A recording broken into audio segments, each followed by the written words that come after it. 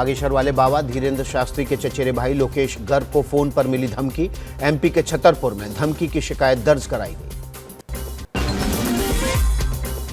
बागेश्वर धाम के धीरेन्द्र शास्त्री ने दिया नारा, बोले मेरा नारा है तुम मेरा साथ दो, मैं भारत को हिंदू राष्ट्र बनाऊंगा।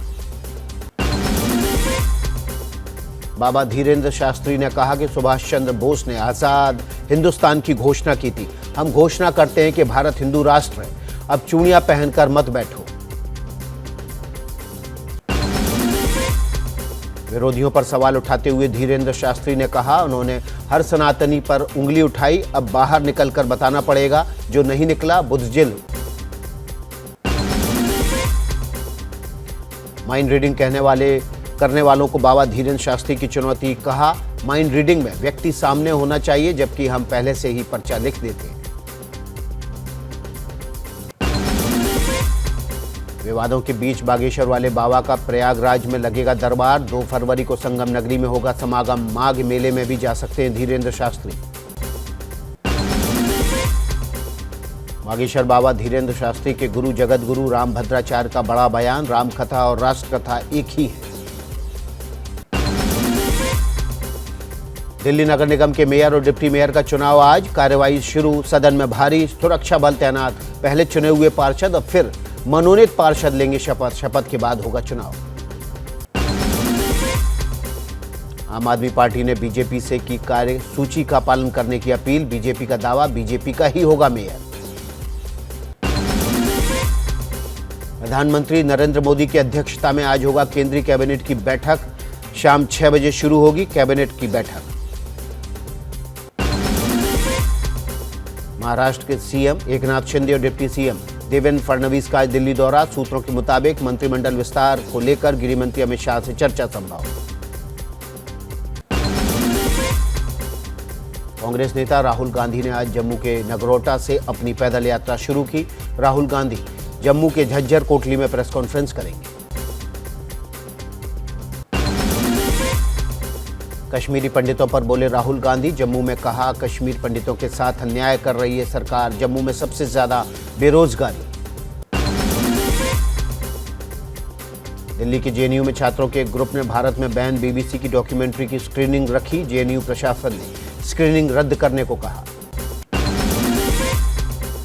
लखनऊ में यूपी दिवस का शुभारंभ। सीएम योगी और राज्यपाल आनंदीबेन पटेल ने किया कार्यक्रम का उद्घाटन। 3 दिन तक चलेगा कार्यक्रम। स्वामी प्रसाद मौर्य के रामचरितमानस को लेकर दिए बयान से अखिलेश यादव नाराज। कई विधायक कर रहे हैं इस बयान से किनारा। समाजवादी पार्टी के एमएलसी स्वामी प्रसाद मौर्य ने 2 दिन पहले कहा था, रामचरितमानस में धर्म की आड़ में दलितों, पिछड़ों, महिलाओं का अपमान किया गया। स्वामी प्रसाद के बयान पर यूपी बीजेपी ने अखिलेश यादव से पूछा सवाल, रामचरितमानस को खंडित करने की मांग से क्या पार्टी और अखिलेश यादव सहमत हैं? जगत गुरु आचार्य परमहंस दास ने पीएम मोदी को संतों के खून से लिखा खत भेजा। भारत को हिंदू राष्ट्र घोषित किए जाने की मांग की।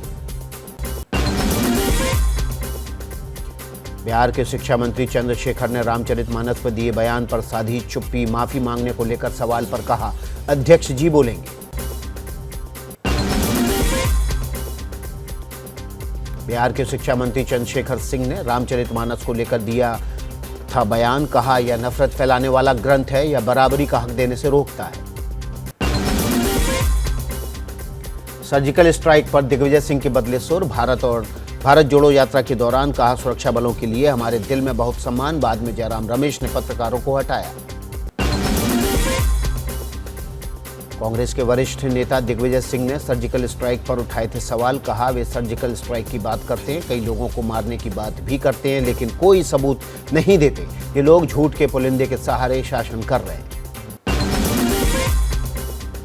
पुलवामा हमले को लेकर दिग्विजय सिंह ने लगाया आरोप। कहा, सीआरपीएफ ने जवानों को श्रीनगर से दिल्ली फ्लाइट से लाने की इजाजत नहीं दी, जिससे 2019 में पुलवामा में 40 सैनिकों की जान गई।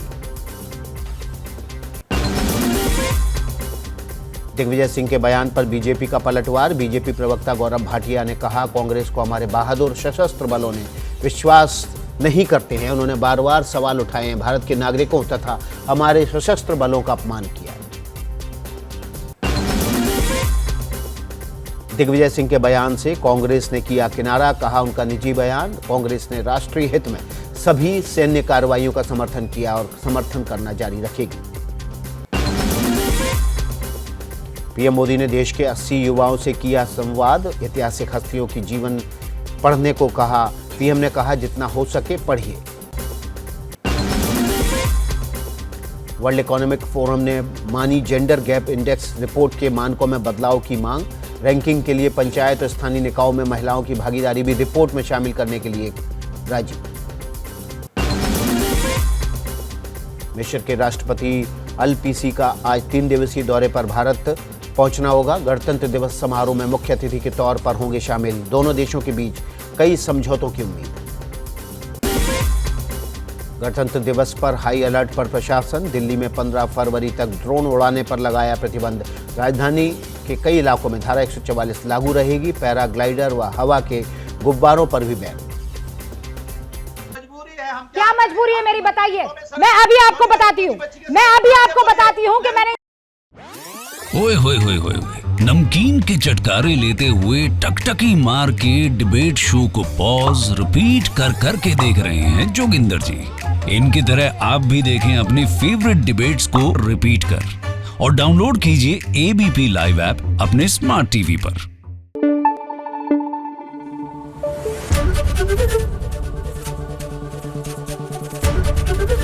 एबीपी न्यूज आपको रखे आगे।